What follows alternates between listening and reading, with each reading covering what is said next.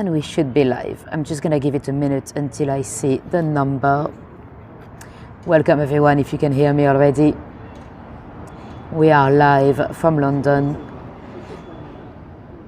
If any of you are watching this on replay in the next few weeks or few months, if you wanted to skip the hellos, we still have 10 minutes. So feel free to skip the next 10 minutes to go straight into the action. And I can see you all here. Hi Ronnie, nice to see you here. Hello again Abe, hello again Tish. Hi again Suzanne. So we've got about 10 minutes to go. I'm just connecting a bit early to get to know each other. Perfect, thank you Tish, always good to know.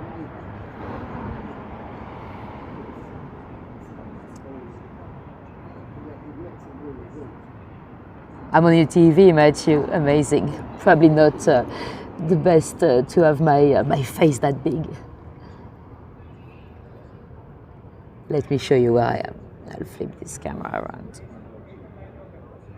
And Martin is here from Canada. Welcome Martin. And Diane. Nice to see you here, Diane. Ça va bien, Abbé, et toi? Oh, is it your birthday? Happy birthday.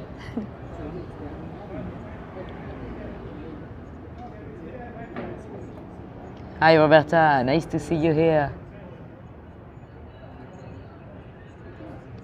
I look amazing on the big screen. Well, good to know. I'm not too sure I'd agree if I see it, but yeah, thank you. So we've got about, I think about 8 minutes to go. We're just waiting for everyone to connect. And Sandrine is here. Welcome, Sandrine.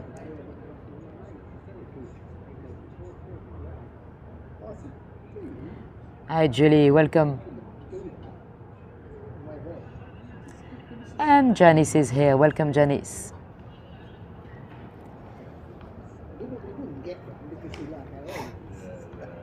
So we've got, let me check, yeah, 9 minutes to go. And Tom is here. Welcome, Tom. Nice to see you here. Thank you, Tom. Birthday. Well, you can do anything you want on your birthday. You can burp as much as you want. Yes, thank you, Tom. I still miss 8K to get as many subscribers as I had on Hego, but it's a start. And David is here. Welcome, David.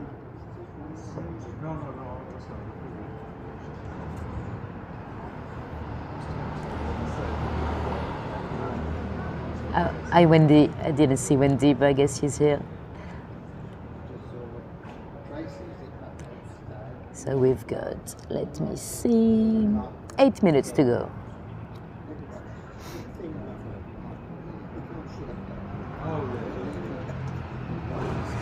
You might have spotted my beautiful t-shirt. I'm ready. So I'm fully branded with Uncle Penny Bag on my hat as well.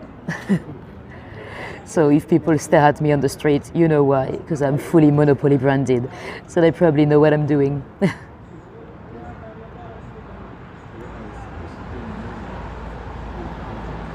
Suzanne, you know what? When I said hi Suzanne earlier in the chat, the predictive text suggested Suzanne. So it's probably gonna happen again. I corrected it, but I nearly clicked on it.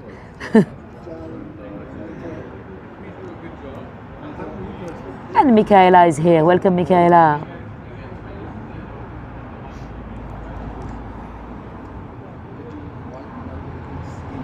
So we've got, let me see, 7 minutes to go. Yeah, the t-shirt is a bit too big, but it's fine.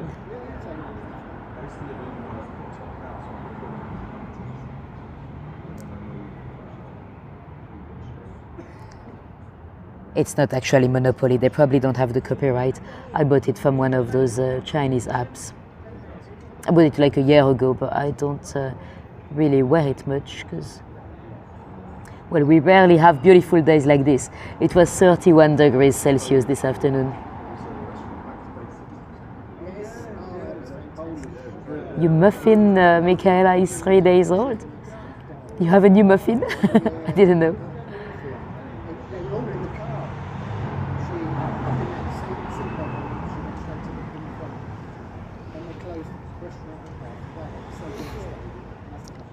And Herbie is here, welcome.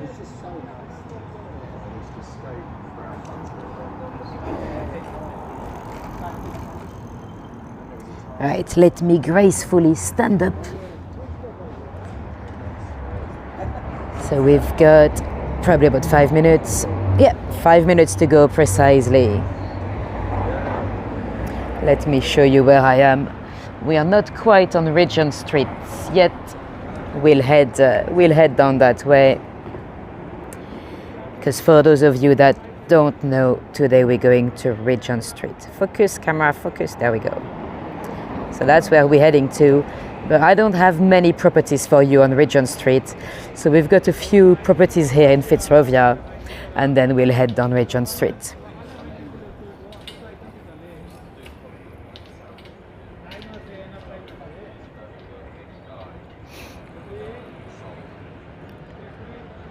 It seems fairly quiet around here, but it was very busy earlier in Piccadilly and Regent Street. That's why I cannot schedule the tours too early, because when it's too busy on the streets, you lose signal. So I prefer slightly late at night, so I have the streets for myself. And Linda is here. Are you still on the beach, Linda, or did you come home to watch us?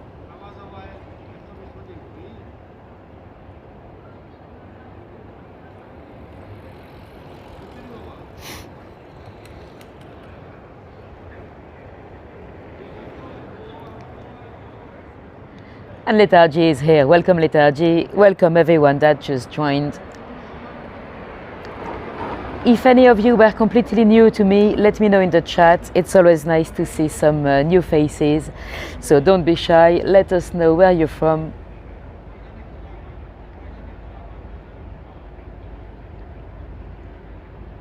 We've got a nice little community here, and we don't bite, not even virtually.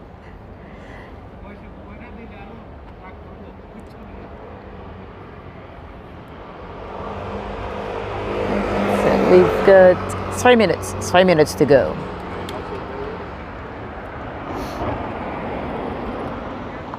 Oh, you came home, so I'm on your TV.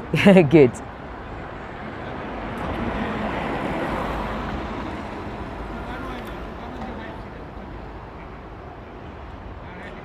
So it is nearly 9:30 p.m. UK time on a beautiful and warm London day. We've probably lost a few degrees now, but it was 31 Celsius this afternoon, so it's very good for us, very, very hot. Too much, some might say. I don't mind the heat, but then my customers, through walking tours, sometimes they get a bit slow. Eye down.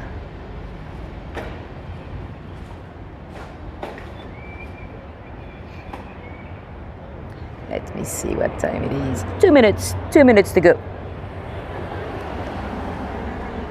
And Linda, one more Linda. So it's a Hellfest indeed, from Florida, Tampa.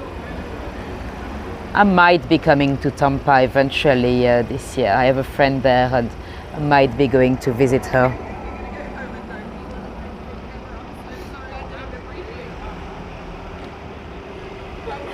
Oh, you might bite. Ooh.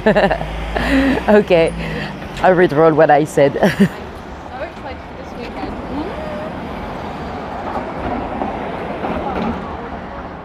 Hello, brother. Nice to see you here.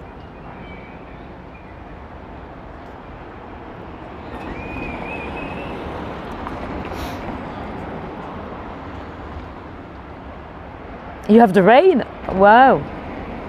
No, I don't want any more rain. We had enough rain at the beginning of the summer here, so I'm happy with the sun. 112 Fahrenheit in Phoenix. That sounds hot. I'm not sure how hot, but it sounds quite hot. Right, let me see what time it is. 1 minute to go, 1 minute.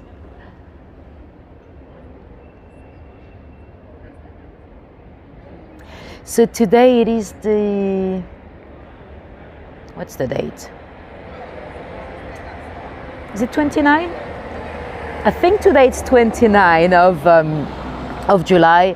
So if any of you were wondering whether you're watching the live or the replay, if it's no longer 29 of July, then you're watching a replay. Because I know sometimes YouTube is not that clear on when it's a replay or when it's the actual live. So we are live from London and it is 9:30 p.m. So welcome everyone.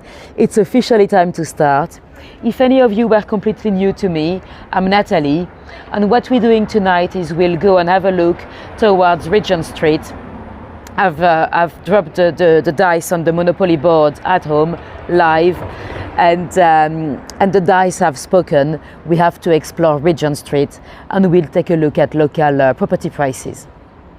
Now, before we go much further, let me flip this camera around.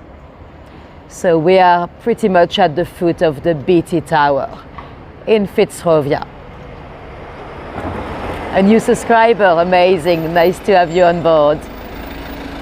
So the BT Tower, it's I think it's a hotel now, but when they first opened, of course, it was for telecommunication. It was actually a state secret at the time, would you believe? A tourist attraction as well as a state secret. They used to have revolving restaurant all the way up there. But you know, when they first opened it in the 60s, that was through the Cold War. And they didn't really want the Russians to be aware of the tower. It was targeted by a bomb as well, by some extreme left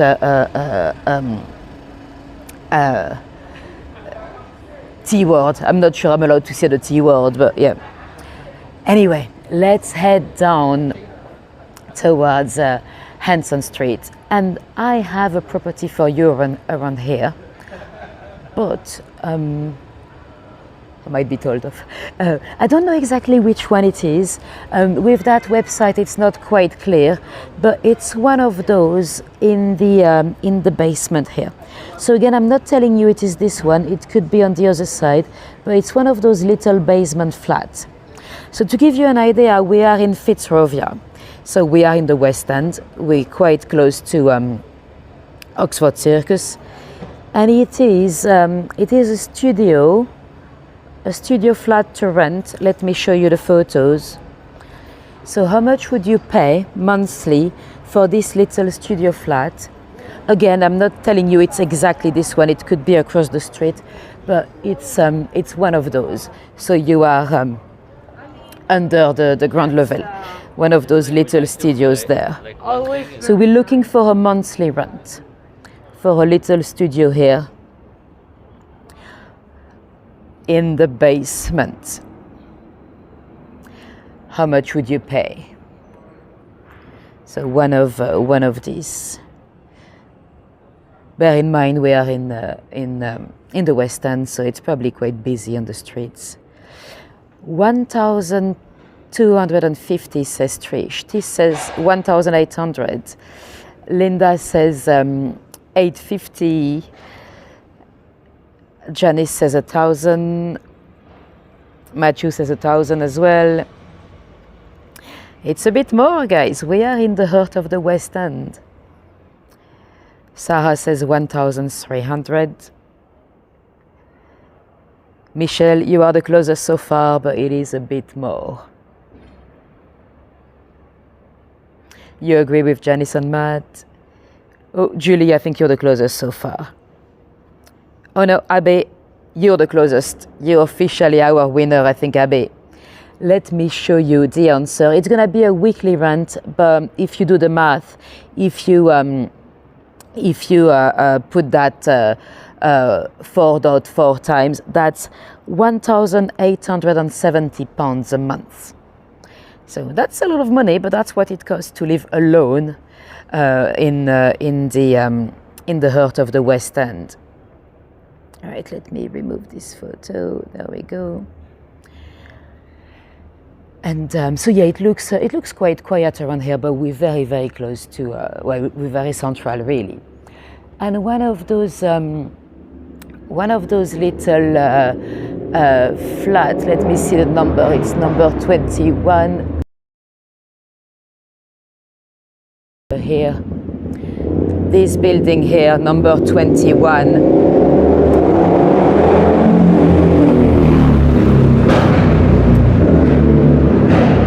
I'm gonna wait because it's a bit noisy. So this building was the site of a quite dramatic, well, some of you might call it manslaughter, a dramatic death in 1952. So 1952, to give you an idea, we are 15 years before ladies got the right of abortion in this country. And there was a young immigrant from Cyprus. Her name was Georgia. She was 23, I think, and married, fairly happily married, but you know, she was a struggling young immigrant. She was not ready for her baby, sadly. And well, you know, at the time you had no other option than doing it illegally. If you didn't think you could welcome a baby into this world, you had to find illegal ways to stop it. And she went to see a lady, another lady from Cyprus that was in her 50s. The lady used to be a nurse. Her name was Arantini. She went to visit her flat, and one day Arantini came to visit little Georgia. She came with everything she needed, you know, carbolic soaps and some kind of syringes. Georgia's mum was here, though. They did not want that because you don't want too many witnesses, because of course they could be accused of being accomplices. And that's exactly what happened. So Georgia's mother came into the bedroom and she was like, "What's happening to you?" And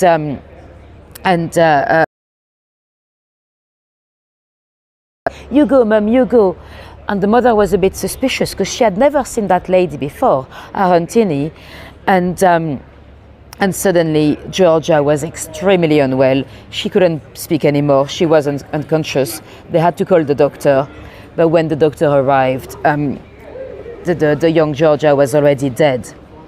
They had sadly pierced the placenta with their syringe with carbolic soaps, and the young girl was dead.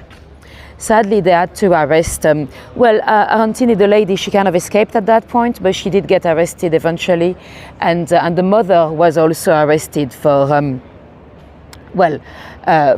organizing an illegal abortion. It was very hard for her to prove that it was not the case, but there was a bit of a public outcry because the two ladies could risk prison.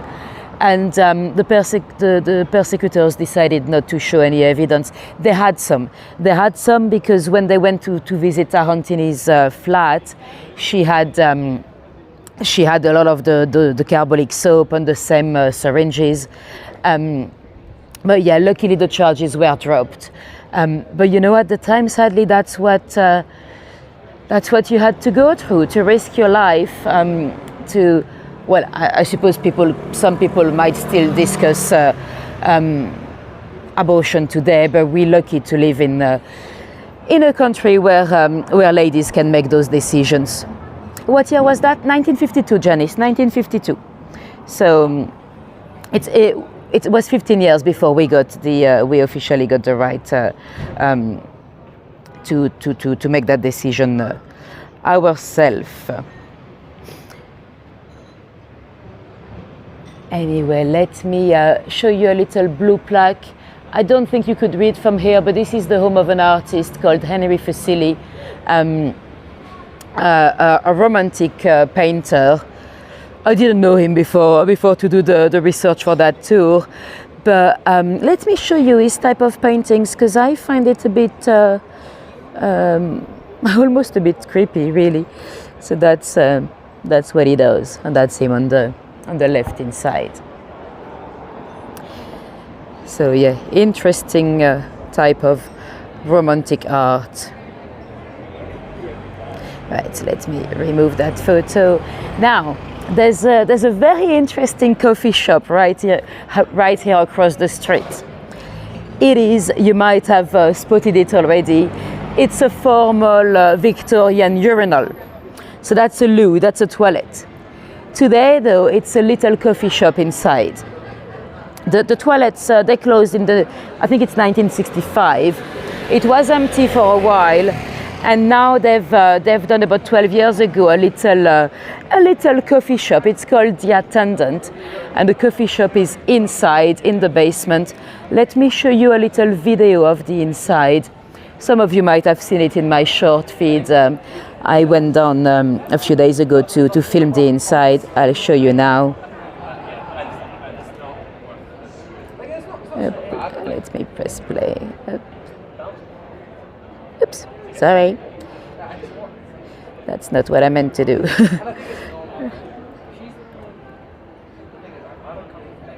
There we go.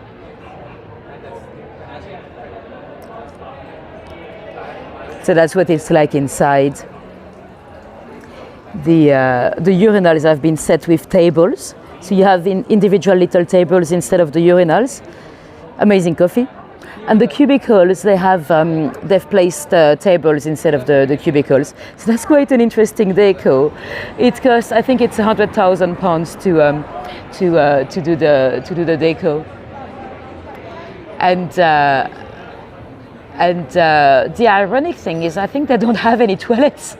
I forgot to ask, but I didn't see any doors, so I don't think they have a toilet at all, which is fun, but quite an interesting place to go for coffee. Anyway, let me remove that and get the chat back. So yeah, we do have some interesting and crazy coffee shops around here. And some lovely pubs as well, and restaurants, as you can probably see. Now there's one across the street. I think some of you might like the deco of the restaurant. I'll show you. Oh, you like what they've done with the place? That's a shame Tariq is not here tonight. Tariq would like this one, I think. It's very cute. So we are in Fitzrovia. Fitzrovia. That's a beautiful hotel. The facade is quite interesting with those tiles. They look almost like bathroom tiles, really. Interesting deco.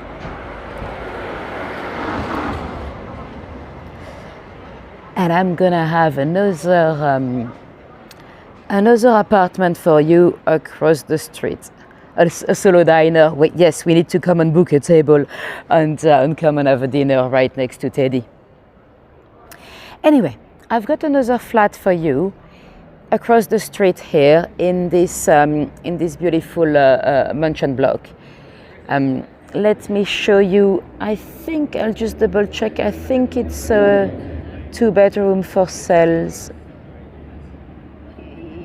Yes, so we're looking for a 2-bedroom to buy in this beautiful block across the street. So you've got a little terrace. That's amazing in central London like this. How much would you pay? So we're looking to buy 2 bedrooms to buy. How much do you think that cost? So we're very, very central. We're very close to the BBC broadcasting house, as well as Regent Street and Oxford Circus. So very central. We're looking for a 2-bedroom to buy. Very, very barren there. So how much would you pay for this beautiful 2-bedroom in the West End? Oh, Trish, you're very near, you're very close. You guys are getting very good at this game. Tish a bit less, David a bit less as well. So far, Trish is the closest. Matthew, it's less than that. Linda a bit less, if I remember right. I need to double check the price, but I think so far Trish is the closest.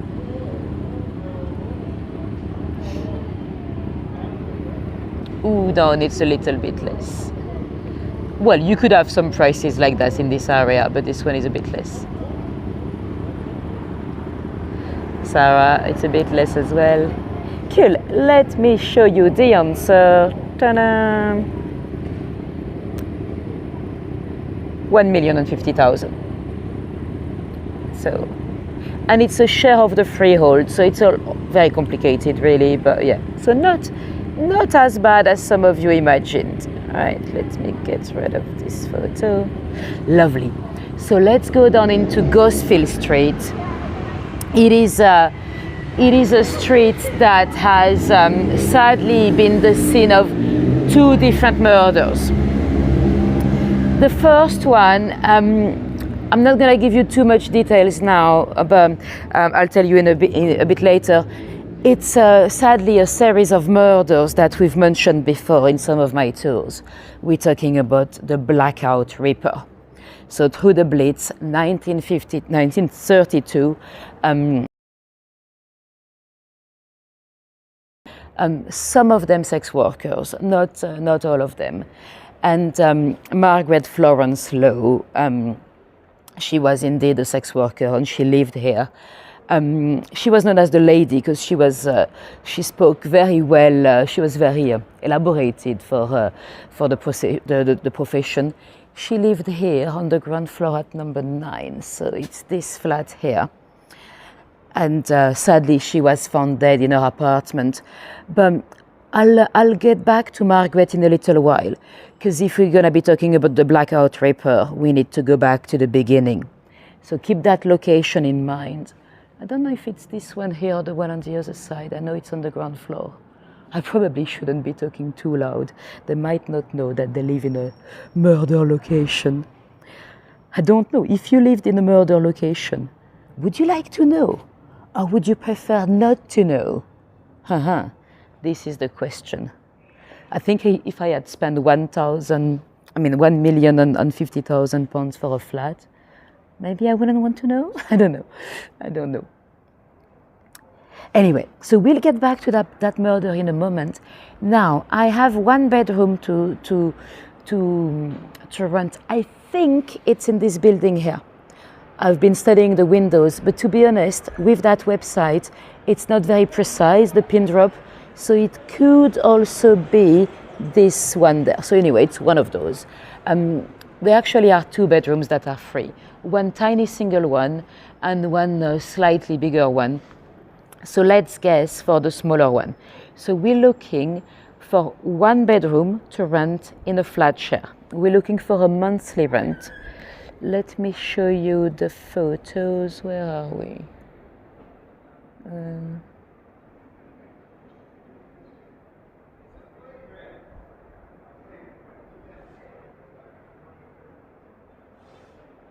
Hold on, where are we?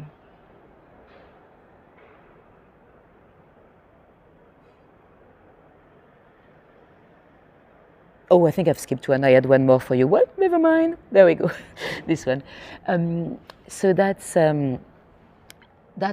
so we're looking for the price for the little bedroom. So see the photo on the right. How much would you pay for that tiny single bedroom for a month? We're looking for a monthly rent for 1 bedroom in a flat share. So bear in mind you're sharing your apartment with strangers. So we're looking for a monthly rent.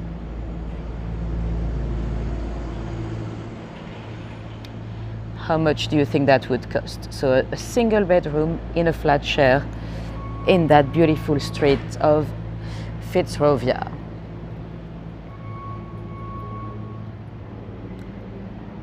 So again, monthly rent for one single room in a flat share. A lot of people in London have to live in a flat share. 560 says Trish. David says 300. I wish I could have a little bedroom in Westminster for 300. 450 says Linda. Janice says 750, Mitzi says 750. Ronnie, I think you're much closer to the truth. I don't actually remember the price myself. I should have double checked, but I think Ronnie, you're definitely the closest so far. You'd pay 350. Oh, I wish. You know what? Years ago, in Hammersmith, I had a tiny, tiny bedroom that was 350. But that was, I think, 15 years ago. Ooh, oh, sorry, I've lost the signal. I'm gonna move. I'm gonna try not to say anything too interesting because I've lost.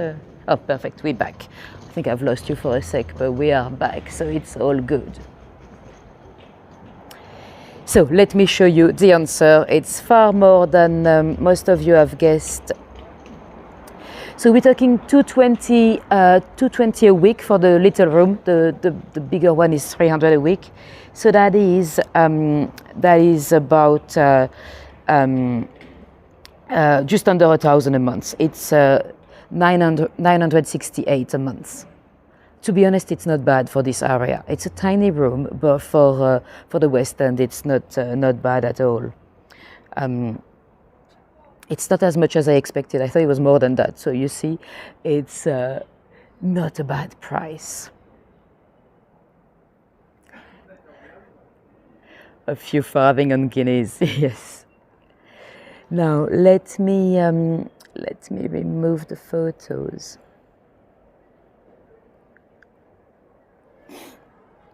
Now, the building across the street here, number 35, was sadly also the site of a murder. And guess what? I've got an apartment in the very same building. So listen carefully because it's a bit of a weird one. It is promoted as a 2-bedroom flat, but there's no living room. So it's basically a 1-bedroom flat where they closed up the living room to do a 2nd bedroom. So you could, let me show you the photos. Where are we? This one. So you could live with a flatmate. So we're looking for the rent for the full flat. So bear in mind, you don't have a living room. So you've got 2 bedrooms, a kitchen to share if you share with a flatmate, but no living room. So it's not really a 2-bedroom, it's a 1-bedroom flat, basically. How much would you pay monthly to have a 2-bedroom flat with no living rooms in a building with a terrible murder? Well, they're probably not aware of the murder, but we're looking for a monthly rent for a 2-bedroom flat. Let me know in the chat how much you'd pay. Yeah, it's a bit messy. Yeah. Do you mean the photos or the situation? Both of them, actually. Yeah, they didn't make a great effort for the photos. Welcome, Ash. Nice to see you here. 1,200. It's a bit more. So we're looking for the full flat. So you could, if you want to live with a friend, you could basically divide it by 2. Tish says 1,800. 59 shillings.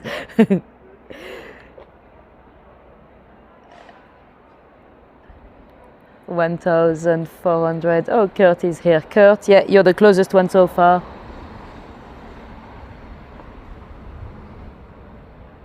It's a weird one to guess because really it's a 1-bedroom flat, really. You're not moving there anytime soon. Well, me neither.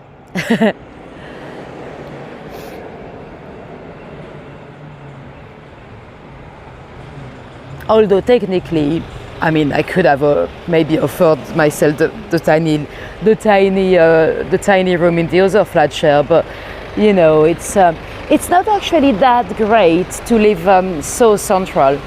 I've lived in Marble Arch for a little while and I didn't like it. It was just too busy everywhere. Too busy. You couldn't stop at the shop. You had a queue of tourists and stuff. Cool. Let me show you the answer. Where are we? Is that the one? So 3,000 a month. So if you were to live with a friend, it's 1,500, but you don't have a living room. So yeah, not cheap. And as I mentioned, it was a murder location.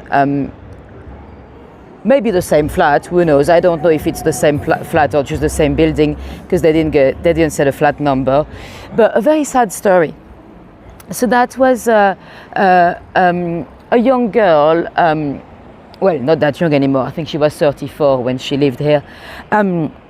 Juliette Merrill, or Juliette, I should say, because she was from Paris. She was a beautiful young girl. She had first married a Belgian army officer, Jean-Claude. Sadly, through the First World War, just before the armistice, he got targeted by an explosion, and he lost his eyesight, and he got disfigured, and he actually died not so long after of his injuries. So Juliette was left with a little army pension. She spoke very little English, but she moved to London. And when she got to London this time, she wanted to marry again, but she wanted to marry for money. She wanted to marry to have a good situation. She married Mr. Merrill, a gentleman that had a large home in Hampstead. And well, they had a little girl, and then the couple didn't go so well anymore. They divorced.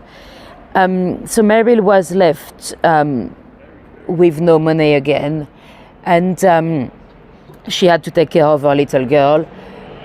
She was very pretty, though, very pretty. So she probably had a few lovers that kept her well. And she met another young man, Eric Russell. They probably were an interesting match. Eric was actually, he had a terrible childhood. I like the name of the street here, Riding House Street. So yeah, Eric was, well, sadly, he had been abandoned really by his mother. His mother was from South Africa, and she got pregnant out of wedlocks. You know, at the time, that was absolutely terrible. She jumped on a ship to London, where she gave birth to a baby that was mixed race, because the gentleman she had an affair with, a drunken affair in South Africa, was black. And she basically kind of gave him away to a lady here in London, a financial arrangement. So she dropped the baby here. The lady was meant to take care of the baby for money, but she didn't care for him. She didn't love him very much. And when he got to the age of 16, the money stopped.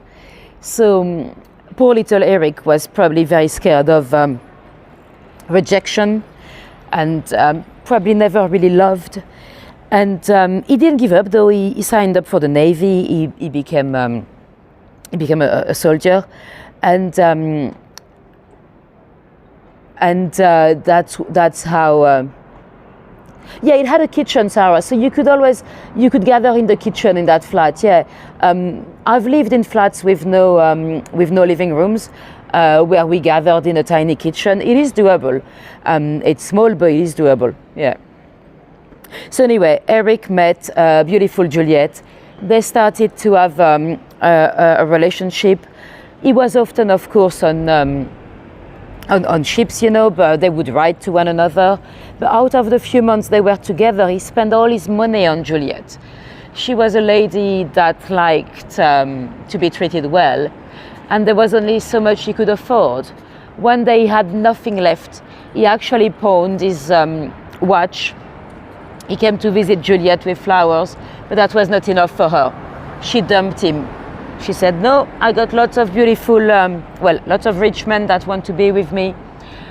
And something snapped. He attacked her. He sadly stabbed her in the head and killed her. He ran into the streets crying. He was full of blood. He caught a police officer, and he told him what he had done. The poor man was, he was locked in for life, of course.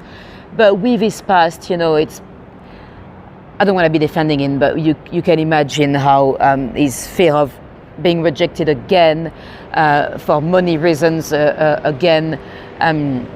So yeah, terrible case. And according to a local podcaster, Michael from Murder Mile, he did a lot of research on the case. Apparently it might not be that straight of a case because a lot of the information have been withdrawn, they've been retracted from the archives in 2018 by a third party. We don't know who, we don't know why. Was it maybe someone connected to Eric, or maybe the daughter? The daughter she had might have been there, we don't know. Anyway, let me show you John Nash. So John Nash, you might have heard of him. He was an architect, of course. He's pretty much responsible for every single building around me now. He's done the church, All Souls of Langham Place. He's done, he's designed all Regent Street, that's where we're heading to. He's also the one that bought the land for the Langham Hotel down here. And then he sold it to James Langham, but then he actually designed the building as well. So he's responsible for a lot around us. And the, let's go and see the BBC. I might be told off because they don't like you to get too close to the BBC. Apparently it's illegal. Apparently you are allowed to go down that street and they don't have the right to turn you down, but hey ho. There we go. So this is the BBC broadcasting house. Maybe my future office. We never know. One day they might, when I do live Monopoly on BBC Two, I should go and pitch the idea to them. So anyway, so that's the famous BBC building. It is haunted as well. Apparently they have a ghost, a limping figure that sometimes appear on the third floor. And it used to be the BBC church. Yeah, we're literally just across from the BBC. And you might see an interesting scaffolding right here. Well, behind the scaffolding there's a statue. Let me show you what it looks like. This is the statue with the artist, a very controversial artist. So this is what the statue looks like. It is under refurbishment at the moment because it's been attacked. It's been attacked several times. It is Prospero and Ariel. It's from The Tempest, the play from Shakespeare's. Now, the statue itself, it's been attacked because the artist, Eric Gill, was basically a beep. That's the type of terminology I'm not really meant to say on YouTube, I think. But he was, by his own admission in his diaries, he had assaulted sexually his daughters, as well as committed incest with his sister and experimented sexually with his dog. Yes, you've heard this right. So, of course, that was not really well known at the time. That was in the 40s when he died in 1940, I think. His diaries were partially published. I think it's in 89. So at the time, it was not something the BBC would have known when he was commissioned. And that's why the statue is often targeted. Now, it's a very interesting debate. Should we remove the statue or should we not? I mean, you know, artists, should we cancel their art because of the crimes they've done? Maybe not. You know, Caravaggio, the painter, he was a murderer. Are we burning all his paintings? No, they're very much still in the National Gallery or wherever they are. So it's interesting. Some people believe that we should remove his work. I don't know what I think. I don't know whether I have a strong view on that one. It doesn't sound like a lovely guy to me, but his work is still lovely. And if you remove this one, I think we probably should remove this one, to be honest, because the BBC has a bit of, has had a bit of drama in that in that type of matters, but yeah. So here is the church, beautiful church by John Nash as well. So yeah, interesting debate. To be honest, I don't know. The thing is, we might as well remove it, because if they refurbish it again, people are gonna climb up and damage it again. At the end of the day, who's paying for it? The TV license? It's gonna be interesting to see what happens to the BBC in the future anyway, because especially the younger generations, some are not really happy to pay for a TV license anymore. So yeah, it's gonna be interesting. I mean, there are some great programs on the BBC, and we're very lucky to have some TV with no advertising. But yeah, that's gonna be interesting to see how things develop in the future. Anyway, the Langham Hotel, beautiful Victorian hotel. Guess what? It is haunted. It's Victorian, I think 1864, if I remember right, and a very, very popular hotel at the time. But in the 1950s, it started to lose a little bit of its popularity, and the third floor was often used by the BBC for the broadcasters or journalists that would have to spend a night here. And there's a journalist, I think he was doing sport. You may, you might remember him if you were born in the 70s. There was a gentleman that was. I think he would have done stuff like the Olympics and stuff like that, any type of sport. James Alexander Gordon. He was staying there one night in room 333 on the third floor. That's where the BBC presenters used to stay. And he's on his bed. He's not sleeping quite yet, when suddenly he saw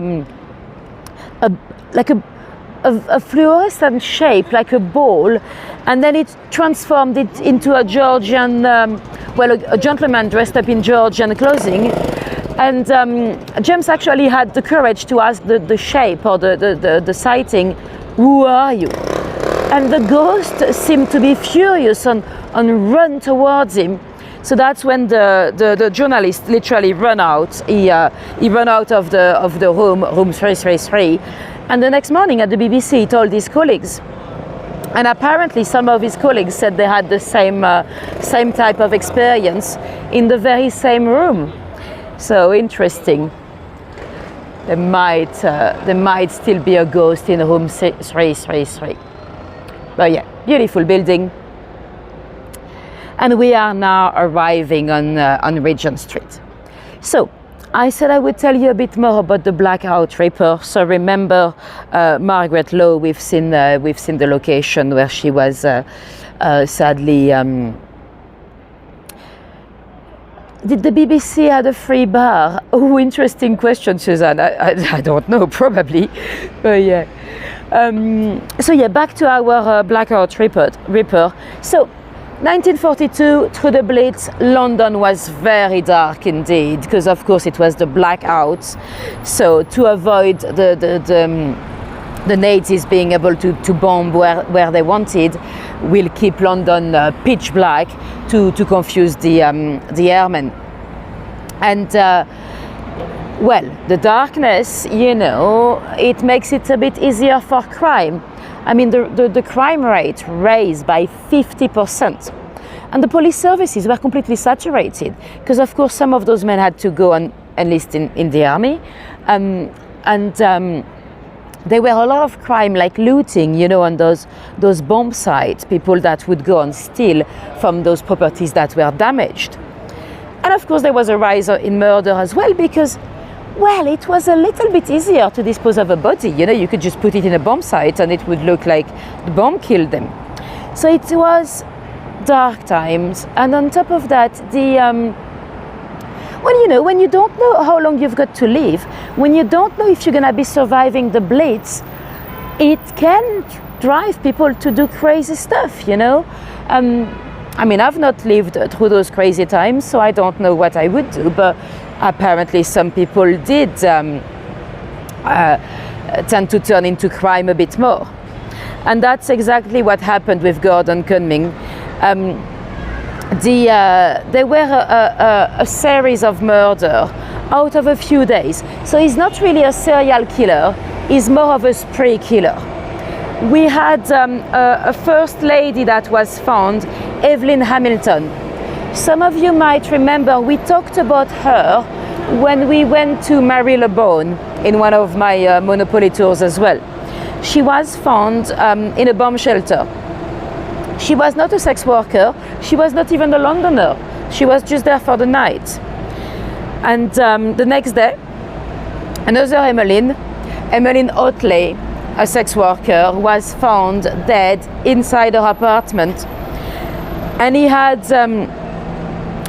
it was a butchery, he had killed her and posed her and inserted a can opener into her private parts. Now, Frederick Cheryl, the big boss of fingerprints at the time, he found the fingerprint on that can opener. That was not registered, that was not yet in the files of criminals, but at least they had a print there. Margaret was killed the next day, but her body, let me cross now, her body sadly was only found 3 days later. So Margaret, she was originally from New Zealand. She grew up in probably a quite idyllic countryside background. We don't know why the family came back. They came back to they came to London to live in Hoxton. The chat is very quiet, guys. Are you still here? I'm sometimes a bit worried, but I'm just guessing the story is very interesting, but do let me know in the chat if you're still here, just in case, because I get worried when I don't see any comments. So yeah, Margaret is from New Zealand, but the family came back here, and somehow the family found themselves in poverty, really. And the daddy died, and oh, perfect, thank you, Tish. And Margaret then found herself into prostitution by then, we believe. She married a widower, she met a widower, and together they opened a party shop in Southend-on-Sea. So that's where we went last week, remember, in Essex. So they opened a shop together there. They had a little girl, so everything was fine for a few years, but then he died. So she found herself into poverty again, and hi Pisces, and sadly our little girl was taken into care, and that's when Margaret moved back to London, when she moved here on Gosfield Street, and continued working as a sex worker. As we mentioned earlier, she was a very classy lady. She was known as the lady. And our neighbors living in the basement flat, they were used to hear gentlemen coming into our flat and doing their deeds, you know, so that wouldn't be something that worried them. One night, they did hear her come with a gentleman. They actually heard his voice. They knew that he was English. He had an English accent. They didn't actually hear them doing the deeds. Sometimes they did, but not that night. And then they heard him leave. But that was it. They didn't think much of it. Now, her little girl that had been taken into care, she was now 15 years old, and she was planning to come and visit her mother that weekend. So when she came 3 days later, she couldn't get in. Her mummy was not there, which was very unusual. I mean, she was meant to come, you know, and there was a parcel in front of the door that had been there for a few days. The neighbors were started to wonder what happened to that parcel. And little Barbara Lowe, she got a bit worried, so she's the one that called the police. The police came to investigate the disappearance of an alcoholic sex worker, you know, that was it. And the police actually found the key under the doormat. Let's pause the story here because I need to show you Oxford Circus. So this is Oxford Circus station. So very busy tube station. And this is, of course, Oxford Street.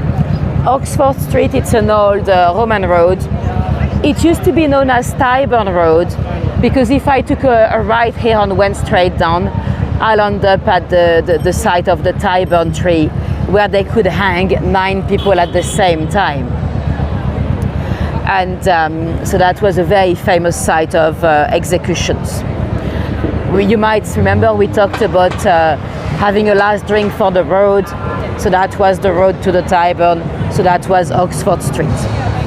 Regent Street, so that's the one straight ahead. Regent Street used to be called Little Swallow Street. It's been renamed after the Prince Regent, of course, when his favorite architect, John Nash, redesigned the full street. Now I'm gonna cross over whenever I can. So Oxford Street and Regent Street are both very, very, very busy shopping streets. So you don't want to be coming here on a weekend if you suffer from agoraphobia, because it gets very busy. If I took a right here, we'll end up in Selfridges and Primark. Let me cross, it's red. I shouldn't do this, but let's go anyway. Okay, oops, busy, busy, busy, busy. Right, so we're back on Regent Street, and let's go back to Margaret. So the police found the key under the mat. They opened the place. They first got to the kitchen. Margaret was not there, but the kitchen had been ransacked. It looked like someone had looked into the drawers and the cabinets looking for knives or cutlery or whatever it might be. And when they opened the bedroom, they found Margaret. She had been brutally attacked. She was on her bed in a pool of blood. You could see her guts. There was a big gash on her belly, and a 6 inches candle had been inserted, you know where. And on the candle base, so not on the candle itself, but on the base that he would have had to push to release the candle, they found fingerprints. And it was the right hand, so that meant he would have been left-handed. The prints on the can opener were also from a left hand. So the investigators knew that they probably were dealing with a left-handed killer. But bear in mind, Margaret was only found 3 days later. When she was found, little did they know their killer was already in custody. He had already been caught for another affair. Let's pause our story again. Let me show you the site of the Argyle rooms. We talked about the concert hall when I did my tour about, it's now a NatWest, it's now a bank. But we talked about it when I did a tour about plague and cholera. You might remember I told you the story about a lady that had a full sighting. She was watching the performance when she had a sighting of a naked body on the beach, and she realized her friend was dead. So that's the place. And across the street we've got the Apple store with some beautiful, I don't know how well you can see it on camera, but the graphics on the building itself are beautiful. Anyway, so yeah, poor Margaret was not found until 3 days later. The man was already in Brixton prison because he had the next night stroke again with Greta Haywood. Some of you might remember we talked about Greta Haywood when we did the tour on Piccadilly. So Greta was not a sex worker. She was out in front of the Criterion Theatre on Piccadilly waiting for her date, but she was an hour early. So she was just there, standing there for an hour, when she met a young soldier with blue eyes. He invited her for a drink. She said the truth. She said she wasn't a lady of the night. She was waiting for her date, but she had an hour to kill. And he was like, yeah, well, let me take you out for an hour. They went for a drink, they had a bit of food, and then as promised, he was gonna take her back to the Criterion, where she could wait for her date, as planned. The beautiful building here, this is Liberty, the department store. Again, I've shown you that building when we did Great Marlborough Street. That is also on the Monopoly board. It's on the Monopoly board as Marlborough, not Great Marlborough. Marlborough Street actually doesn't exist really. And let's go down this street because I've got a flat for you down here. So yeah, he was gonna take Greta back to where she was meant to be for her date, but he actually took her to the back streets where he jumped on her and strangled her. So he definitely tried to kill her, but someone came from behind, so he actually left her and ran away. She was left for dead, but she was not quite dead yet. Luckily, because it is thanks to Greta that he's gonna be caught eventually. So next to Greta, he had dropped his air mask. You know, at the time the soldiers had a gas respirator, and that's what he dropped. Inside the air mask, he had written his number, his military number, that was gonna be able to identify him as an individual. So big mistake. And Greta luckily went to the police station. I love those cars, the 500. I'd love to have one, but I don't think my parents would agree, because I used to have a Mini, an old Mini, but I had a little accident and the Mini died like an accordion. So I think it'll be the same with a 500. Anyway, so I've got a flat here. The excuse my finger, but this building here, let me double check so I don't tell you anything wrong. So it is a 1-bedroom flat to buy. 1 bedroom, so it's quite small, beautiful, bright building. So we're looking for a 1 bedroom to buy. Bear in mind, we're right off Regent Street. So that's quite a fancy place to live. That's the only flat I found that close to Regent Street. To give you an idea, it's actually difficult to find. So how much would you pay for a 1 bedroom to buy? So we're looking for a price to buy.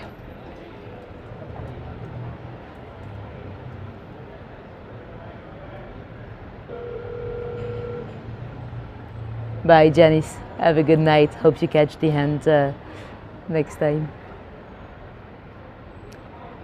So 1 bedroom to buy. Trish, you're not too far. Trish says 1.3 millions. 1 million. Tish, you're quite close as well. Yeah. Deployment strategy is going to get fixed. 1.66 says Abe. 250 millions, maybe not that much. 2.5 says Nick. It's a bit less. It's not that bad. Let's see if there's any more guesses and then I'll show you. 1.5 says David, not too far off. 1.24 down, you're not too far either. You're actually closer than David. Sarah, a bit less.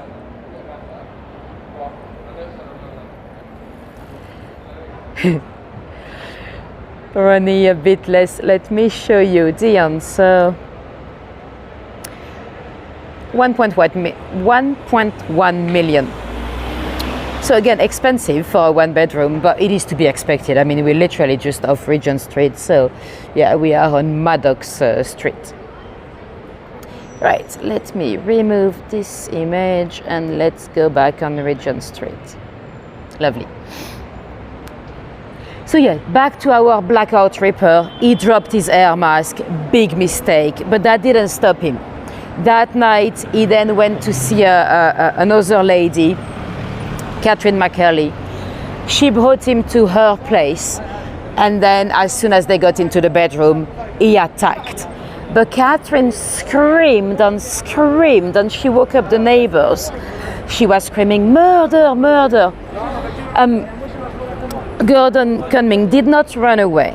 He stood up, dressed up very calmly, and in front of her, on the neighbors, he, with a last intent to probably buy her silence, he gave her £5 and left. Did that work? No. She went to the police station. I'll show you the police station in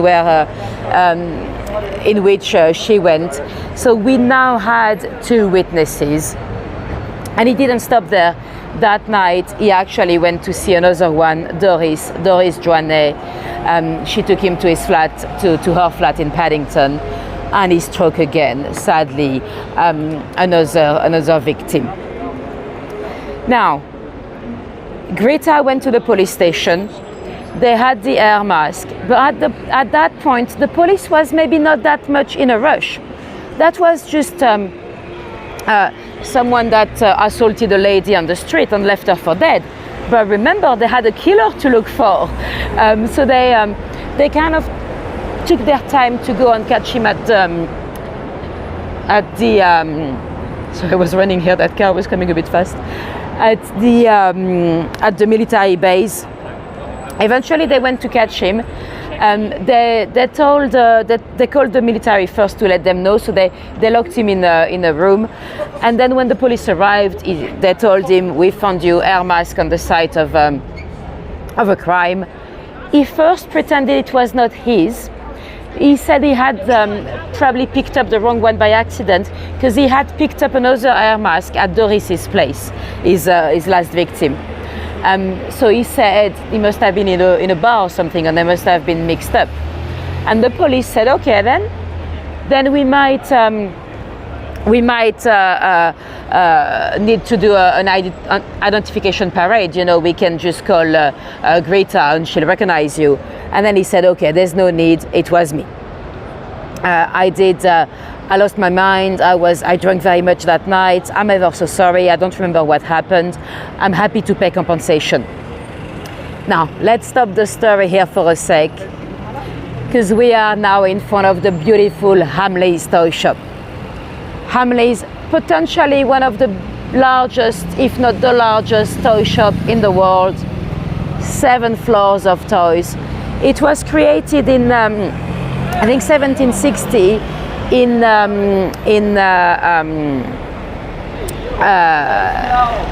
What is it called? What is it called? Next to Lincoln's Inn Field there. And Thomas Hamleys, he had a vision. He wanted to have the best toy shop in the world. I mean, they sell like. Not Thomas, I think his name is William Hamleys. What am I saying?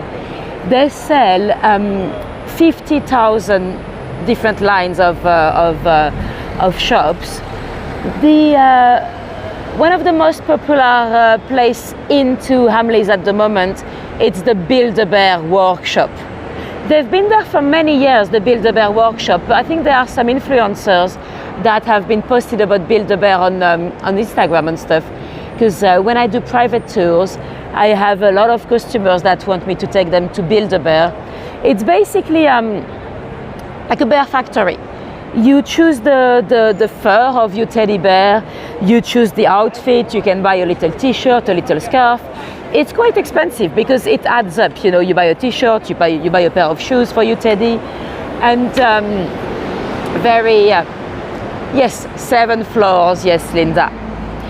It's a paradise. The original one was called Noah's Ark. The first one in Holborn. That's the name I was looking for, Holborn. And then it moved here in 1881. So yeah, amazing store. Now they have a franchise. They have a few across the globe. You have one in Dubai, you have one in Oman, you have some in India. But this is the original, the largest one and the most famous. And Build-A-Bear, by the way, you know I like to check my Google reviews. And some of those reviews are just so ridiculous. Let me show you one. It did make me smile, but to be honest, it'll be funny if it was a 5 stars. But it's actually not funny because it's 1 star. So it's, I gave a Build-A-Bear to my girlfriend. She loved it because it was the hairiest thing she saw until the next evening. 5 people liked it. 5 people said it was helpful. So yeah, those Google reviews sometimes they're just plain ridiculous. But yeah, Build-A-Bear, it's quite cute.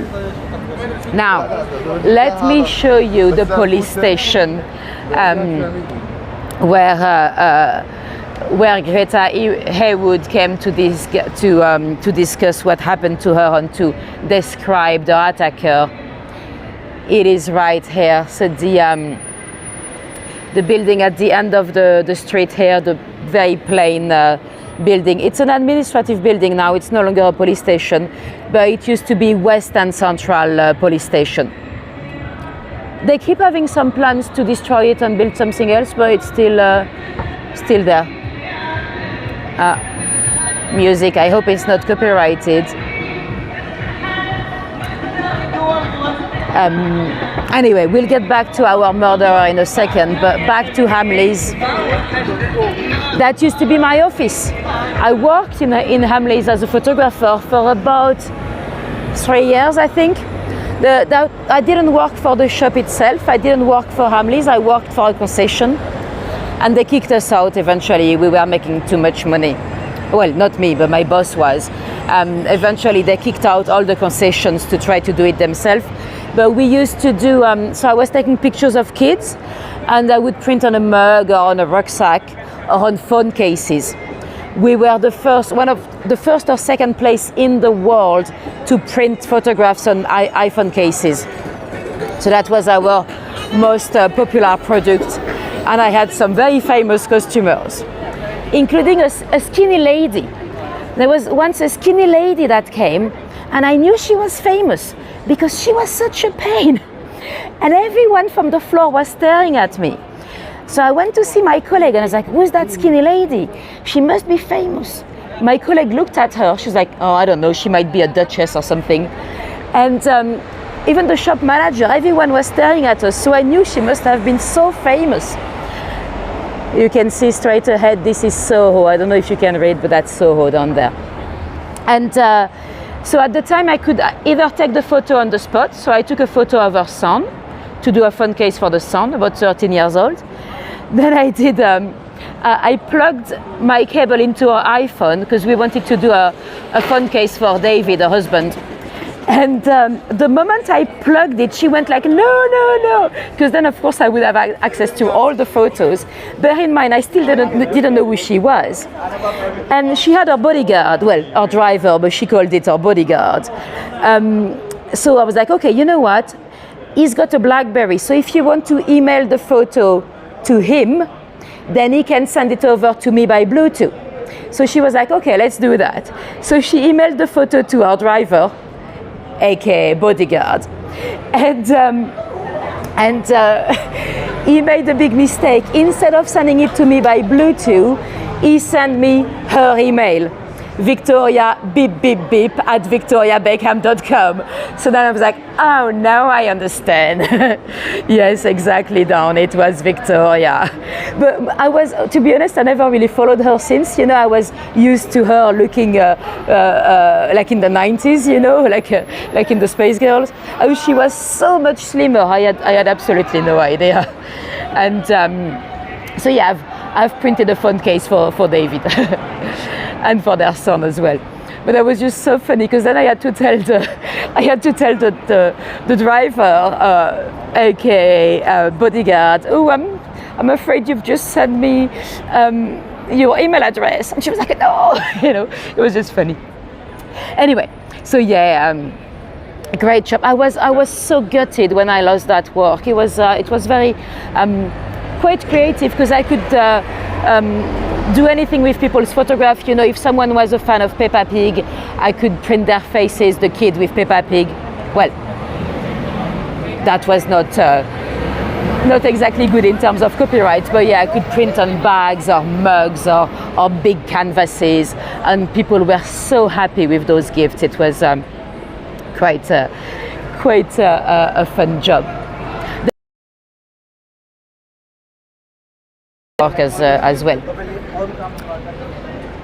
Now we've got a beautiful view here on the end of Regent Street is a bit of a curve, so it's very nice with the light. Anyway, back to Kunming. The police went to get him from the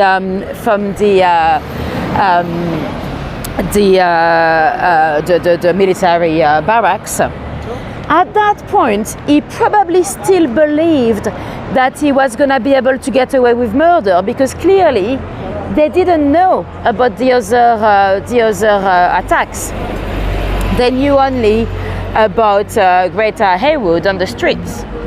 Bear in mind, Margaret and Doris were not found yet. At that point, they believed they were only dealing with 2 murders. And Greta's attack was enough for him to be sent to Brixton Prison anyway, waiting for his trial. He did admit that he was guilty for that one. And eventually, that's when they found Margaret's body on the street where we were earlier. And when they found this fingerprint on the candlestick, on the candlestick base, then they realized it was the same fingerprint as the other victims. And also on his person, in his pockets, he had a few trophies, a few souvenirs. He had some banknotes that could be identified by the serial numbers as the notes he gave to Catherine Macaulay. And he had tobacco, cigarette cases, silver cigarette cases that belonged to some of the first victims, the 2 Evelyns. So he was finally convicted for the 4 murders, and he was hanged. So, some of his family and his loved ones tried to save him. He did not even try to plead insanity. He could have, as a soldier through the war, he could have pretended to be shocked and to have lost his mind. But no, he went for hanging. His wife tried to save him. He was married, would you believe? He had a wife in Barnes in South London. So yeah, quite a horrible killer. And the night after the 4th murder, he was still free that night. He went to see another sex worker. She took him to hers, and nothing happened. No sexual intercourse, but nothing. They just chatted. And apparently he was very polite with her. They just chatted. And none of his murders were really premeditated, because the crime scene was, he would use an item that was on the scene, to insert in their victim or to kill them. He had also used a poker, a fire poker with poor Margaret Lowe. So he didn't bring anything with him to attack them.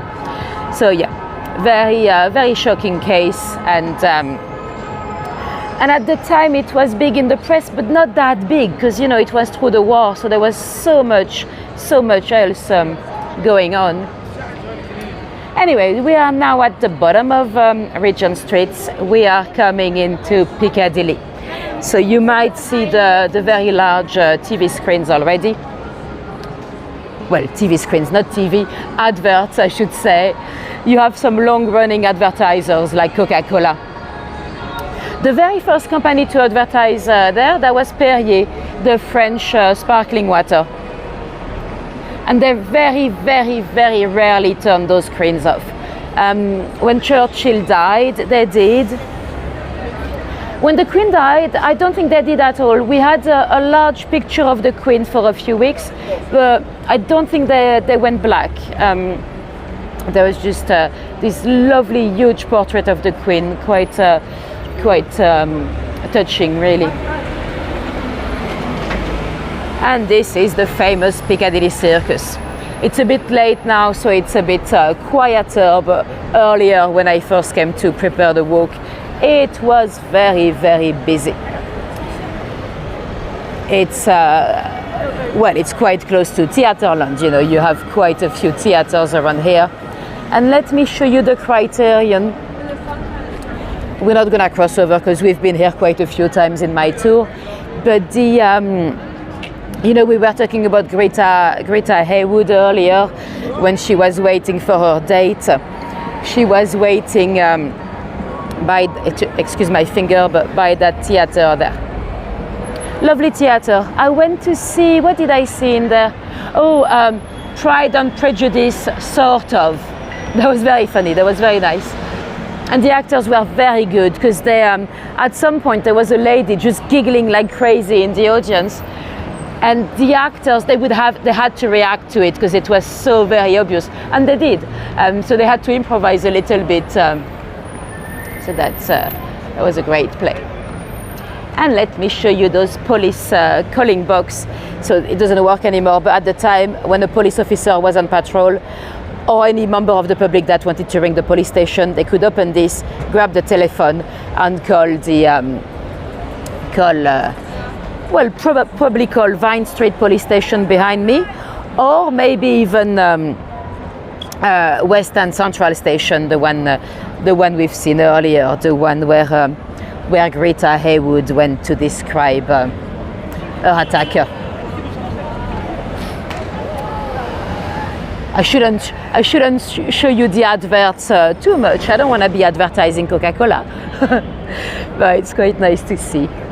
Anyway, let's go into the back streets for one last little murder story, and then we'll be good to go. So we're gonna be leaving Regent Street to go towards Denman Street. There was another tragedy here, but we talked about it. Remember the building straight ahead? That's where we had a couple that decided to unalive themselves in a hotel room, but one of them survived, so he went down for murder, because at the time, you know, when you did that, the other one would have to be judged. And they kind of knew he didn't really want to take his own life because he had washed his underwear. If you're planning on leaving this earth, why would you wash your underwear for the next day? Anyway, let's go towards the Moulin Rouge. So that's Denham Street. That was the site of another very sad story, actually. We had a young man that lived here. I think he was 26 years old. His name was Jack Hall. He was an airman. We are at the beginning of the 20th century, before the First World War. So that was really the beginning of aviation. And he was, sorry, it's a bit noisy around here. He was very rich. He was a bit of a playboy, tall guy, beautiful boy, and lots of money. He was a bit depressed though, and he met a lady called Ada Knight. Some described her as an artist, a singer, some say she was a sex worker, so we don't know for sure, but she was definitely a lady that wanted to date for money. She wanted men to take care of her. And she got with him. He actually changed his will at the time, so if anything happened to him, money would go to her. Bear in mind he was an airman, so it was quite likely that something might happen to him. He used to live at new build today, but somewhere down there, around this building there. That was a bachelor building with quite a few little flats with for different bachelors. And so he's with Ada. He keeps promising her that they'll marry, and he's changed his will, and she goes on holiday. When she comes back, he had met another lady, a lady called Ginny Baxter, and Ada is like, what's happening? And he's like, oh, I'm very much in love with Ginny as well. So they started to have this kind of little love triangle for a while. None of the girls wanted to let him go, of course, he was so rich. Ginny, though, she was not that much into him because she had another lover that was even richer than him, a Mr. Undwind. But Mr. Undwind could not marry Ginny yet because his mother was still alive, and there was absolutely no way she was gonna let him marry a sex worker. So the couple were basically waiting for his mum to die before to get married. So Ginny was still dating Jack Hall, but she didn't care that much because she wanted Mr. Unwind. And eventually there was a fight between the girls. They had enough of that love triangle. He had already changed his will again. He had drafted a new will in which he claimed that if anything happened to him, his money would be split between the two girls. Thank you so much, Linda. That's very much appreciated. So one day the girls had a fight, and they asked him to choose. He chose Ginny. So Ada smacked him in the face and left.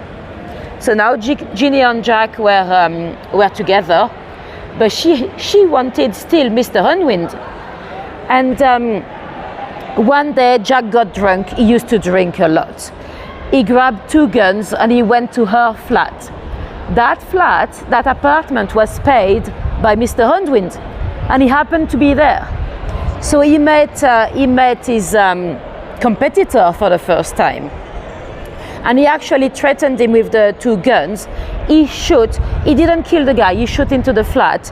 And then he was so drunk he slept on the spot.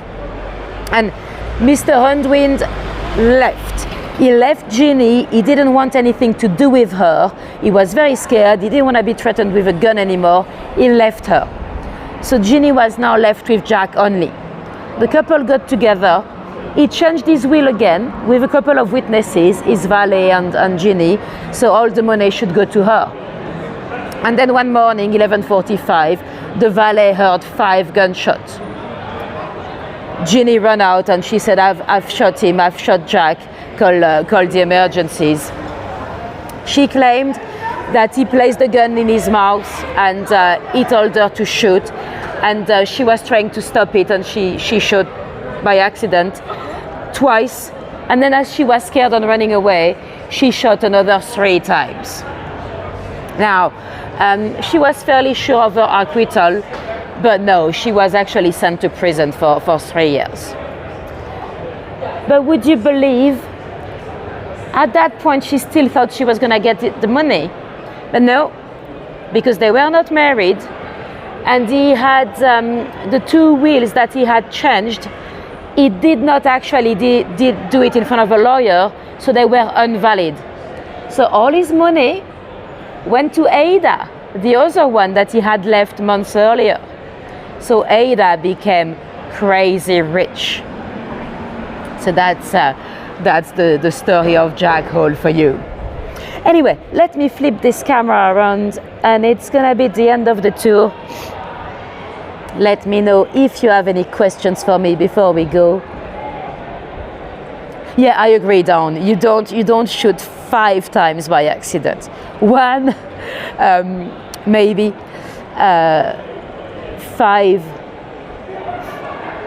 Yeah. Well, although I mean, I've never been in a state of fear. You know, I don't know what panic can make you do, but I doubt it. Anyway, thank you very much for coming tonight, guys. Let me know in the chat if you have any questions.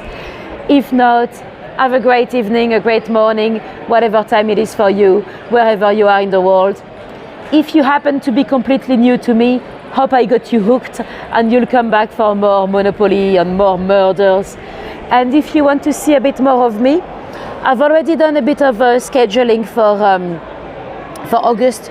I'm gonna be redoing some of my classics because this month I gave myself a bit too much work with new tours.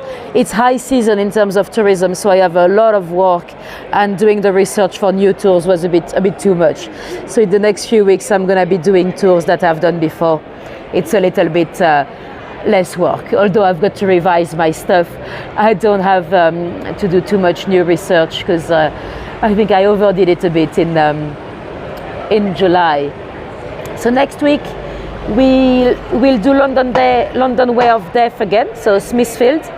The week after we're going back to Tower Hamlets Cemetery, and the week after, the Southwark Poisoner. So we're going back towards Borough Market and London Bridge, a late one as well. So that's the one about a potential Jack the Ripper suspect. So another murder, Victorian murder. Thanks, Red. Is the church in Whitechapel haunted? Are you talking St. Botolph? There are a few churches in Whitechapel, so you've got the old Whitechapel that is no longer there, but still just stones. You might be talking about St. Botolph without Aldgate. I've not heard of any ghosts there, but there was a plague pit right next to it, so potentially, yes. Yes, those tours should already be on the calendar. If they are not, let me know, but they should all my tours should be on the calendar now, so yeah.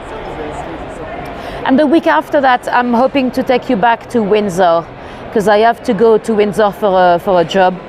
I'm gonna wait and see if the job gets cancelled or if it goes ahead, because there's only 2 people booked. But yeah, we should be going back to Windsor at the end of August. And in September, I'd like to take you to Reading, but still need to do a lot of research for that one. So we'll wait until it gets a little bit quieter. And if any of you dropped me a little tip on PayPal or buy me a coffee, it's very, very much appreciated. I know I cannot thank you live in the chat, but it's thanks to your generosity that I can spend more time researching new tour and all that. And of course, if any of you wanted to help and you cannot tip, remember that YouTube works with engagement. So if you want me to have more visibility, to maybe get some new viewers, always a little like always helps, or a little comment under the video as well always helps. Like you would back in the day on Hago with the reviews, you can always leave a lovely comment under the video replay. Could you get a shot of my t-shirt? Yes, of course. So here is the t-shirt. Oh, my boobs look bigger in this position. And my hat as well. Let me try to get the hat in as well. There we go. Right.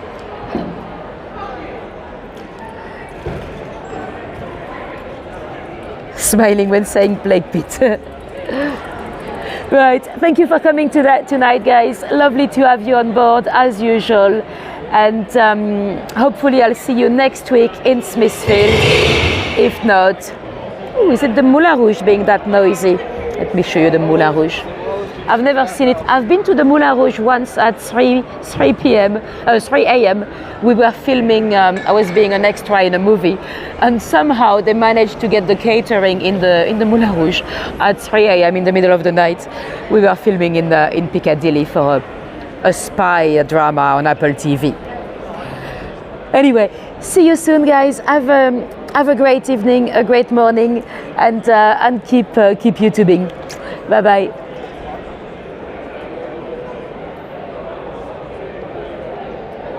Off, go, and bye. There we go.